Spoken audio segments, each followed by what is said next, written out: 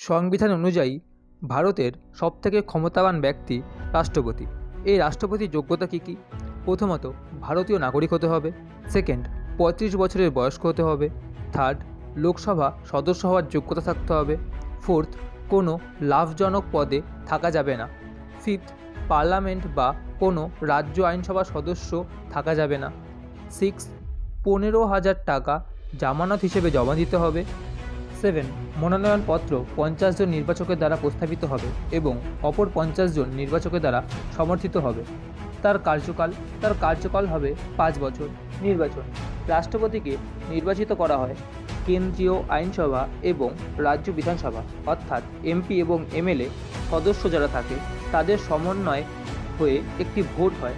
সেই ভোটে রাষ্ট্রপতিকে নির্বাচিত করা হয়। রাষ্ট্রপতির বেতন, কী কী সুবিধা এবং কী কী ক্ষমতা আছে সেগুলো পরবর্তী ভিডিওতে আলোচনা করব।